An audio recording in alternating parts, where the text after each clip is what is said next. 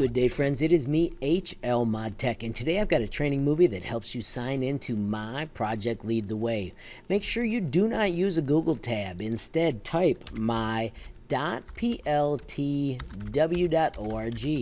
and when you type that in and press enter, it will take you to the sign-in page.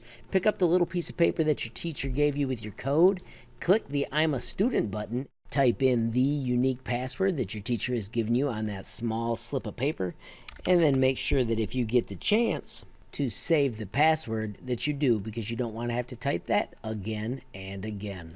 There you can see we are signed in. I'm going to click the little password and I'm going to save it so that I don't lose it.